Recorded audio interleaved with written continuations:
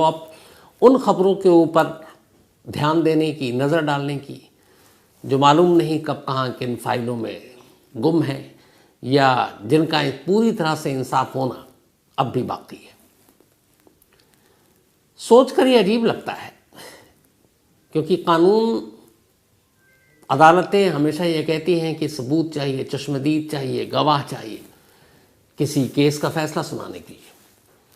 अब सोचिए, एक महिला के साथ कई लोग मिलकर गैंगरेप कर रहे हैं और जिस जगह पर इस महिला के साथ गैंगरेप हो रहा है उससे कुछ दूरी पर उसका बेबस पति अपने 6 महीने के बच्चे की जान बचाने के लिए दुबका पड़ा है और उसे पता है कि अगर वो उठ गया और उन लोगों ने देख लिया तो उसे मार डालेंगे। लाइव उसकी नज़रों के सामने उसकी बीवी का गैंगरेप हो रहा है। बड़ी मुश्किल से वो मदद के लिए पास के गांव में जाता है, बताता है, लोग उसकी मदद के लिए भागते हैं। करीब 200 लोग गांव के लाठी, डंडे, सरिये लेकर उस जगह पर पहुंचते हैं जहां उसकी बीवी के साथ गैंगरेप हो रहा था। लेकिन आने जाने में वक्त लग चुका था। उस महिला की मौत हो चुकी थी। उसके कातिल, उसके बलात्कारी मौके से भाग चुके थे। इसके बाद ये मामला कोर्ट में जाता है, पुलिस तक पहुंचता है। पति आई विटनेस है इस केस का और 6 महीने का उसका मासूम, लेकिन बच्चा कुछ समझ नहीं पाएगा। लेकिन एक विटनेस के सामने होने के बावजूद इस केस का क्या हश्र होता है और इस केस का कैसे रेप होता है और आज ये केस कहाँ खड़ा है। फॉलो अप में आज बात छवि रानी की कहानी की। बात 80 के दशक की है। 1977 में छवि रानी, जो उस वक्त उड़ीसा के पुरी में रहा करती थी, एक शख्स से उसे प्यार होता है और फिर उससे शादी कर लेती है। उसका पति का नाम नबा किशोर। छवि रानी और नबा किशोर दोनों अपनी ज़िंदगी खुशी खुशी गुजार रहे थे। शादी के बाद नबा किशोर ने कहा था कि कुछ नया धंधा शुरू करूं, तो उसने अखबार की एजेंसी ले ली थी। वो अखबार जो भुवनेश्वर, कटक और बाकी जगहों से आते थे, वो उसकी एजेंसी लेता था और अपने गांव के आसपास उन अखबारों को सर्कुलेट करता था, बांटा करता था। अखबार की एजेंसी लिए करीब उसको 3 साल हो चुके थे।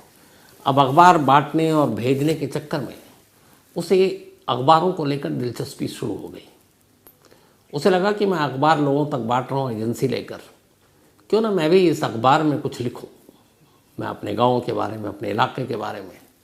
और धीरे धीरे उसके अंदर एक जर्नलिस्ट बनने की चाहत उमड़ने लगी और वह अखबार ध्यान से पढ़ता, खबरों के बारे में जानकारी रखता और आखिरकार एक भुवनेश्वर से न्यूज़पेपर शुरू हुआ जिसका नाम था प्रगति बाड़ी। तो उसके लिए अलग अलग ज़िलों में, डिस्ट्रिक्ट्स में कॉरेस्पोंडेंट चाहिए थे। तो नबा किशोर ने भी अप्लाई किया और फिर उसको नौकरी मिल गई। अब वो इस अखबार का रिपोर्टर बन गया। रिपोर्टर बनते ही अब उसने अपनी खबरें करनी शुरू कर दी।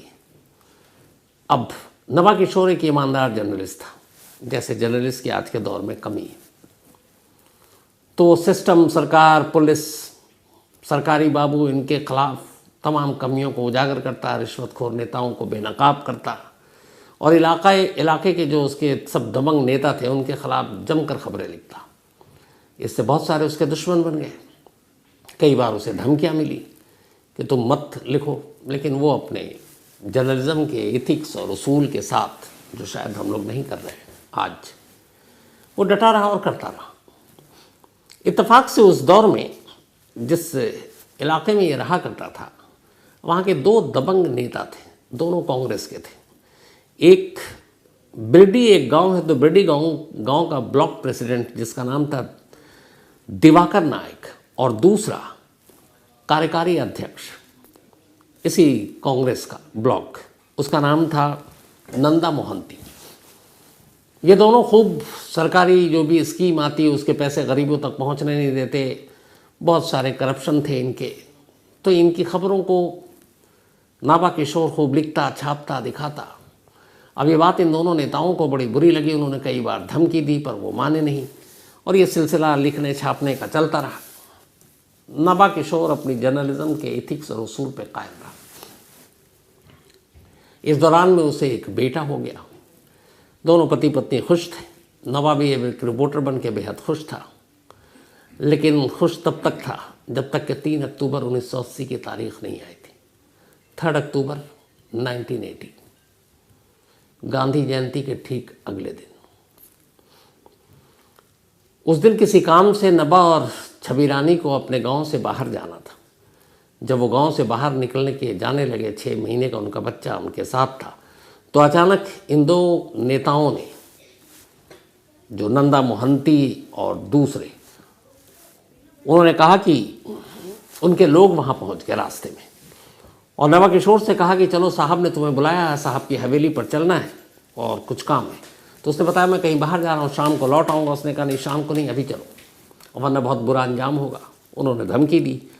नवा डर गया कि कुछ गड़बड़ है।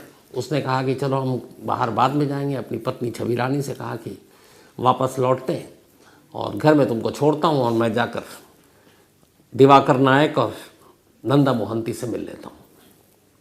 पता नहीं क्या बात है। अब ये कहकर वो घर छोड़ता है, लेकिन तभी रास्ते में वही लोग फिर वापस उसके पीछे, कि वो घर से लौटेगा, उसके पीछे पड़ जाते हैं और नंदा मोहंती को पकड़कर बुरी तरह पीटना शुरू कर देते हैं। जब बुरी तरह पीटते हैं और कहते हैं कि तुम्हें आना है, तो नंदा मोहंती घर पहुंचता। छवि रानी देखकर घबरा जाती है। फिर वो कहती है कि जाकर अभी मिल लेते हैं। तो वो कहता ठीक है मैं जा रहा हूँ। वो अब पहुँचता है नंदा मोहंती के घर। वहाँ जब वो पहुँचता है तो वो कहते हैं कि तू बहुत ज़्यादा उड़ रहा है, हमारे खिलाफ खबरें छाप रहा है। अपने गुर्गों से उसकी बुरी तरह पिटाई कराते हैं और कहते हैं कि इसी वक्त अभी अपनी पत्नी और बेटे को उठा और ये गांव खाली कर दे। अब शाम हो चुकी थी, अंधेरा होने वाला था। वो कहता है कि मालिक सुबह तक का वक्त दे दीजिए, छोटा सा बच्चा है, 6 महीने का, बीवी है, इस वक्त कहाँ जाऊँगा, कोई साधन भी नहीं है। कहता अभी निकलना है तुम्हें।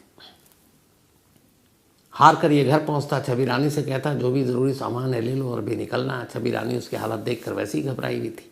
6 महीने के बच्चे को लेकर अब वो पैदल ही जा रहा है। पास में एक नदी थी, नदी का पुल पार कर रहा था।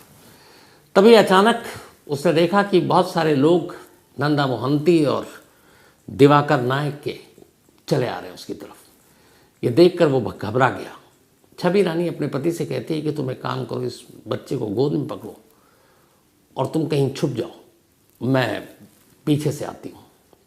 उसने कहा नहीं, उसने कसम दिया। उसने कहा कि अगर वो मारेंगे तो कम से कम बच्चा तो जिंदा रहेगा। तो नवा किशोर ने सोचा कि बच्चे को कहीं छुपा कर फिर वो लौट कर आते हैं, लेकिन इतनी देर में वो सारे लोग पहुंच गए और उन्होंने छवि रानी को पकड़कर पीटना शुरू कर दिया। अब इस दौरान में नवा किशोर अपने बच्चे का मुंह दबाए एक झाड़ी में बैठा है और सामने से सब कुछ देख रहा है। थोड़ी देर के बाद उन लोगों ने बारी बारी से छवि रानी के साथ बलात्कार किया। नवा किशोर का मन किया कि वो अपने बच्चे को लेकर वहीं पहुंचे, लेकिन फिर लगा कसम दी है, बच्चे की जान बचानी है। वो मदद के लिए उल्टे पैर दौड़ता है। पास में ही एक गांव था, उस गांव में जाकर वो सारी बात बताता है। गांव के लोग उसको एक पत्रकार के तौर पर जानते थे। वहाँ का मुखिया और प्रधान कहता है कि हम तुम्हारी मदद करेंगे। फ़ौरन मिनटों में 200 लोगों को इकट्ठा किया जाता है। सब डंडे लाठी लेकर उस जगह पे पहुँचते हैं, उस नदी पर। जब वहाँ पहुँचते हैं तो देखते हैं कि छवि रानी के जिस्म पर कोई कपड़ा नहीं, तमाम जख्म सर से पैर तक बुरी तरह से नोचा खसोटा गया और अब उसकी सांसें भी नहीं है। नवा किशोर पागल हो जाता है। गांव वाले भी ये देखकर हैरान कि ऐसी दरिंदगी कैसे। इसके बाद वो लोग लाश को उठाकर गांव लाते हैं और उसी रात पुलिस के पास नवा किशोर पहुंचता है और कहता है मुझे रिपोर्ट लिखानी है और मेरी बीवी के यहाँ लाश पड़ी है।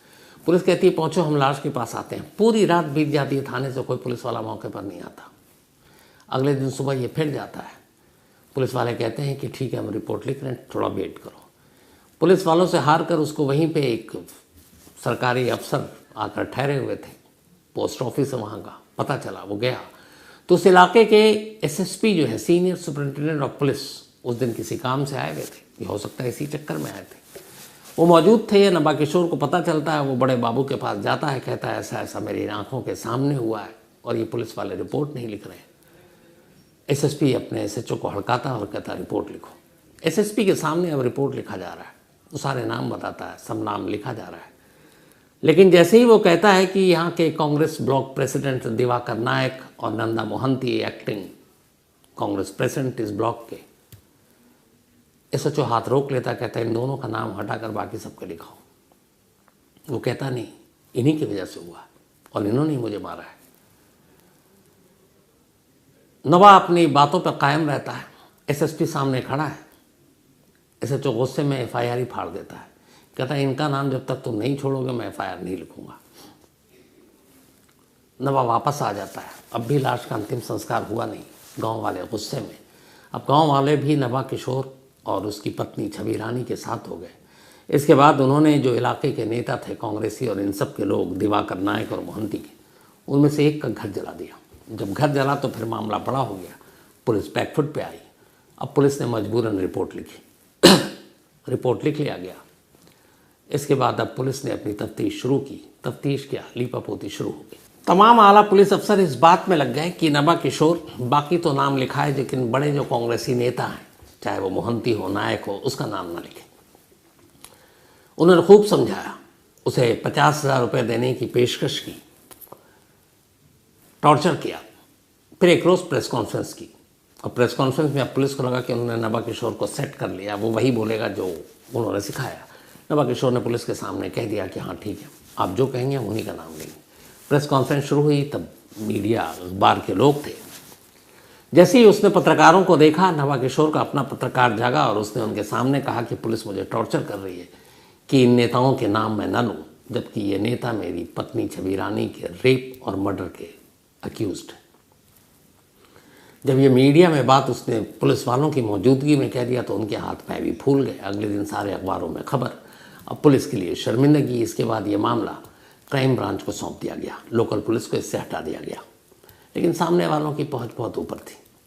अब पुलिस चार्जशीट तैयार करती है और अदालत में पेश करती है, लेकिन अदालत में पेश करने से पहले फिर नवा किशोर को कहा जाता है कि मजिस्ट्रेट के सामने तुम उन नेताओं के नाम मत लेना। नवा किशोर भी पुलिस हिरासत में उनके तिकड़म समझ चुका था। अदालत पहुंचता है, पुलिस वाले इशारा करते हैं, जज साहब जैसे उससे पूछते हैं, वो फ़ौरन पुराने बयान पर कायम हो जाता है और कहता है कि जज साहब मेरी पत्नी के गुनहगार ये लोग हैं, और उनमें वो नंदा मोहंती और दिवाकर नायक का भी नाम लेता है, और एक और राजू नाम है, वो भी एक बड़े नेता। जज साहब ये सुनते हैं, बयान दर्ज होता है। इसके बाद मुकदमा चलता है लोअर कोर्ट में। लोअर कोर्ट में जज साहब कुल 8 लोगों को उम्र कैद की सज़ा सुनाते हैं, जिनमें ये दिवाकर नायक और नंदा मोहंती भी हैं। लगता है नवा किशोर को कि वो ये जंग जीत गया इंसाफ का। एक शख्स जिसे हर एक ने, सिस्टम ने कुचलने की कोशिश की, अब उसकी जीत हुई। लेकिन ये उसकी गलतफहमी थी। लोअर कोर्ट के फैसले के खिलाफ तमाम आरोपी हाई कोर्ट पहुंच जाते हैं। हाई कोर्ट में मुकदमा चलता है।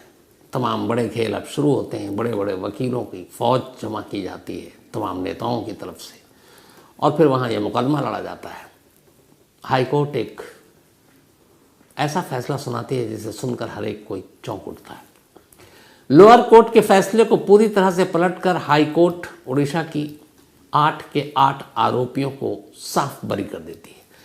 कहती है कि पुलिस की इन्वेस्टिगेशन में कहीं भी ये साबित नहीं होता है कि ये लोग छवि रानी के रेप या कत्ल के गुनहगार, सबूत नहीं है, इसलिए इन्हें बरी किया जाता है। नवा किशोर एक बार फिर टूट जाता है। उसे लगता है ये क्या हुआ, मैं अपनी बीवी के साथ जो भी हुआ उसका विटनेस हूँ, चश्मदीद हूँ, और जो अखबार के बाद जो पिटाई और सारी चीज़ें कड़ियाँ जुड़ रही हैं, लेकिन यहाँ काले कोर्ट वाले कुछ और कहानी सुना रहे हैं, अदालत कुछ और फैसला। टूट गया। उसे लगा ये सब बेकार है, ये ज़िंदगी बेकार है। वो हार मानने ही जा रहा था कि तभी कुछ अच्छे लोग सामने आए, कुछ NGO सामने आए। उन्होंने कहा भी एक और दरवाज़ा खुला है, देश की सबसे बड़ी अदालत सुप्रीम कोर्ट का। इसके बाद ये लोग सुप्रीम कोर्ट पहुँचते हैं। अब तक 22 साल गुजर चुके थे इस पूरे फैसले की इस कवायद में। 1980 का मामला 3 अक्टूबर, अब अप्रैल 2002 आ गया, और आखिरकार अप्रैल 2002 में सुप्रीम कोर्ट ने अपना फैसला सुनाया। सुप्रीम कोर्ट का फैसला भी आधा इंसाफ ही कर पाया। सुप्रीम कोर्ट ने अपने फैसले में हाई कोर्ट ने जिन 8 को बरी कर दिया था, उनमें से 4 को उम्र कैद की सज़ा सुनाई और 4 को बरी कर दिया। और अफसोस और हैरानी की बात ये कि जिन 4 को बरी किया गया उनमें वो नंदा मोहंती भी था, वो राव भी था, वो दिवाकर नायक भी था। मतलब जितने बड़े नेता, जितने बड़े लोग, वो सब बरी। हालांकि सुप्रीम कोर्ट ने इस पूरे केस की जांच पर lower court, high court, police को फटकार भी लगाई, बरहम भी लगाया, लेकिन 4 लोगों को बरी भी कर दिया। जब ये फैसला आया तो नवा किशोर यही सोच रहा था कि इस फैसले पे वो खुश हो या रोए, क्योंकि उसके हिसाब से वो एक ऐसे गुनाह का इकलौता चश्मदीद था जिसके सामने सब कुछ हुआ। उसका मासूम बेटा उसकी गोद में था, उसकी पत्नी उसके सामने लुट रही थी, उसको मारा जा रहा था, और उसकी इस गवाही के बावजूद अदालत उसके बयान पर भरोसा करने को तैयार नहीं। पुलिस वालों ने उसके बयान को तोड़ मरोड़ कर पेश किया, वकीलों ने अजीब तरह से गवाह और दलीलें रखी, जज ने उनकी बात मानी। एक कोर्ट ने 8 को सज़ा दी, दूसरे कोर्ट ने 8 के 8 को बरी कर दिया, तीसरे कोर्ट ने 8 में से 50% को बरी किया, 8 को सज़ा दे दी। तो कुल मिला के ये फैसला है क्या और हुआ क्या? आज 2024 में ये केस वहीं खड़ा है। नवा किशोर को आधा इंसाफ मिला, आधा नहीं मिला। आज भी उसके दिल का जख्म उतना ही हरा और गहरा है। बरसों तक वो लोग उसके बाद उसके पास से गुजरे और कई बार ताने भी मारकर गुजरे कि हमसे बड़ा यहाँ कानून नहीं है, जो हम हैं हम ही लोग हैं, हम ही कानून है, हम ही अदालत है, हम ही इंसाफ है। अब उनकी बातें जैसा भी उन्होंने कहा होगा, लेकिन कम से कम इस सिस्टम के बाद लगता तो है कि शायद वो लोग सच थे, और नवा किशोर जैसे लोग शायद इसी के हकदार थे, क्योंकि वो अकेले अपनी लड़ाई की सारी जमा पूंजी उसने बेच दी, एजेंसी ली थी, वो पैसे बचाए थे, वो घर जायदाद सिर्फ अदालत के चक्कर काटने के लिए। उस दौर में उस शख्स ने मतलब 1.5-2 लाख रुपए खर्च कर दिए थे। 1.5-2 लाख रुपए, आज से 44 साल पुरानी बात बता रहा हूँ आपको। उसकी आज की क्या कीमत होगी। और ये सब कुछ लुटाने के बावजूद उसकी उम्मीद सिर्फ एक थी कि उसे इंसाफ मिलेगा, इंसाफ मिला नहीं, और आखिर में भी देश की सबसे बड़ी अदालत ने भी उसे मझधार में लाके छोड़ दिया। आधा इंसाफ दिया, आधा नहीं दिया। ये तो सिर्फ बानगी है, ना जाने ऐसे हमारे देश में कितने केस पड़े हैं। इसी कहानी के बहाने मैं आपको एक तस्वीर दिखाना चाहता हूँ। हमारे देश के ये जो नेताओं, जो लोग अपनी ताकत, सत्ता, अपने दबंगई से कैसे कानून का फ़ायदा उठाते हैं, कैसे पैसे कमाते हैं, अपराध करने के बावजूद कैसे वो जेल की बजाय विधानसभा में और लोकसभा में पहुंचते हैं। एसोसिएशन फॉर डेमोक्रेटिक रिफॉर्म्स, ये हमारे देश की एक नामी संस्था है, ऑर्गेनाइजेशन है, जो ख़ासतौर पर हमारे माननीय यानी कि जितने नेता हैं, चाहे लोकसभा के हों, सांसद, विधायक, मंत्री, इनके ऊपर रिसर्च करती है और पता करती है ख़ासतौर पर इनके क्राइम के ऊपर। तो इसी एसोसिएशन फॉर डेमोक्रेटिक रिफॉर्म्स यानी ADR के कुछ इंटरेस्टिंग डेटा है जो आपको ज़रूर जानना चाहिए। हमारे देश में, अभी मैं करंट की बात कर रहा हूँ, ये 2024 की, जितने भी MPs हैं उनमें से 40%, 40% सांसदों के खिलाफ क्रिमिनल केसेस हैं। इन 40 में से 25% के खिलाफ संगीन क्रिमिनल केसेस हैं, यानी मर्डर भी है, अटेम्प्ट टू मर्डर भी है, किडनैपिंग भी है और क्राइम अगेंस्ट विमेन भी है। 25% MPs जो है हमारे। ADR की रिपोर्ट के मुताबिक लोकसभा और राज्यसभा, हमारी ऊपरी और निचली जो सदन है, इसमें दोनों मिलाकर, राज्यसभा और लोकसभा के MP को मिलाकर 776 सीटों पर 763 करंट MPs हैं, दोनों लोकसभा और राज्यसभा को मिलाकर। इन 763 सांसदों में से 306 ने, चुनाव लड़ते हैं तो आपको खुद अपना घोषणा पत्र देना होता है, उन्होंने बताया कि हाँ हमारे खिलाफ क्रिमिनल केसेस हैं। और इन 306 में से 194, 306 में से 194 ने कहा है कि उनके खिलाफ सीरियस हीनियस क्राइम के केसेस हैं, murder, attempt to murder, kidnapping, crime against women. State wise चलें तो केरल में 29 लोकसभा और राज्यसभा के MP हैं, उनमें से 23 के खिलाफ क्रिमिनल केस है। बिहार में 56 में से 41 के खिलाफ है, महाराष्ट्र में 65 में से 37 के खिलाफ है, तेलंगाना में 24 में से 13, दिल्ली में 10 में से दिल्ली में 7 सीटें, 7 में से 5, और अगर राज्यसभा का जोड़ ले तो अब दिल्ली में 10 सीटें होती हैं, 7 लोकसभा की और 3 राज्यसभा की। तो इनमें से 5 पार्टी वाइज अगर आप आए क्राइम के केसेस, सीरियस सिर्फ मैं बताऊंगा, बाकी की तो गिनती ही नहीं है। सीरियस अभी बीजेपी के 385 एमपीज हैं, उनमें से 98 के खिलाफ सीरियस क्राइम के चार्जेस हैं। कांग्रेस के 81 हैं, दोनों मिलाकर लोकसभा राज्यसभा, उनमें से 26 के खिलाफ सीरियस क्रिमिनल केसेस हैं, हीनियस। आरजेडी के 6 में से 3 के खिलाफ, भारतीय कम्युनिस्ट पार्टी में से 8 में से 2 के खिलाफ, आम आदमी पार्टी अरविंद केजरीवाल 11 में से 1 के खिलाफ, इसके अलावा राष्ट्रवादी कांग्रेस 8 में से 2 के खिलाफ। अब सिर्फ क्रिमिनल या क्राइम केसेस मत जाइए, एक और बड़ा दिलचस्प डेटा एडीआर ने दिया है, वो भी जानने की ज़रूरत है। हमारे देश में आपको पता है कि जो हमारी पर सालाना जो इनकम है आप आम लोगों की, वो कितनी है? प्रति व्यक्ति जो आय है इनकम इंडिया में, वो 2 लाख रुपए से कम है। 12 महीने में 2 लाख रुपए से कम है, मतलब प्रति व्यक्ति एक आदमी की इनकम या आमदनी कहें 2 लाख से कम है। और अगर आप दिन भर का फिर इस 2 लाख को जोड़ लें तो 550 रुपया बनता है एक दिन का। और अगर आप ये चुने हुए हमारे माननीय सांसद और विधायकों की बात करें तो इनके भी ज़रा डेटा देख लें। 53 ऐसे हमारे नेता हैं या फिर सांसद या विधायक हैं जिनकी कुल प्रॉपर्टी 763, सांसदों की अगर हम बात करें 29,251 करोड़ है। 29 कुल संपत्ति 29,251 करोड़।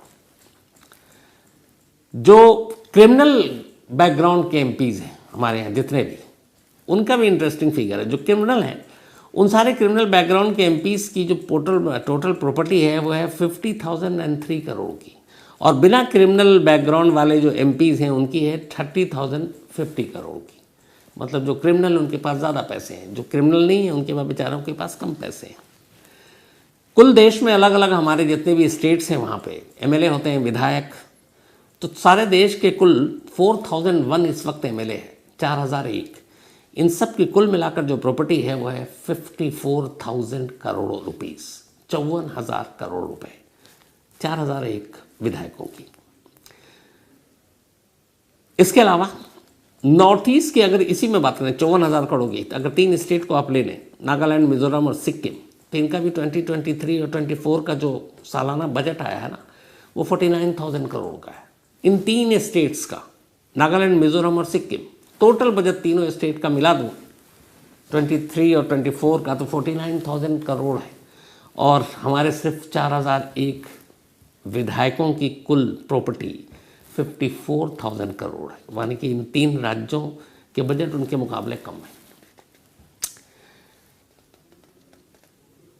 जो एवरेज है एमएलए की प्रॉपर्टी या संपत्ति वो 13.63 करोड़ है। मतलब एक एमएलए कम से कम 13 करोड़ का तो मालिक है हमारे देश में, जिस देश में एक आदमी की सालाना आमदनी 2 लाख से भी कम है। 1356 ऐसे एमएलए हैं जिनकी औसत या एवरेज प्रॉपर्टी 11.97 करोड़ है। तो ये थोड़े से एडीआर के आंकड़े थे। ये आंकड़े इसलिए इंटरेस्टिंग हैं कि जब ऐसे पॉलिटिशियन, नेता, दबंगई लोग क्राइम करते हैं और फिर कानून से किस तरह से बच कर निकलते हैं, तो उसकी एक वजह ये भी है, ये दौलत। ये काम आता है आपको पुलिस का पेट भरने में, कागजात बदलने में, वकीलों की फ़ौज खड़ी करने में, और न जाने कैसे कैसे अदालतों के रुख और फैसले को बदलने और बदलवाने में। तो जब ऐसा होगा तो हम लोगों को इंसाफ कहाँ मिलेगा? बात सोचने वाली है। तो आज फॉलोअप में इतना ही।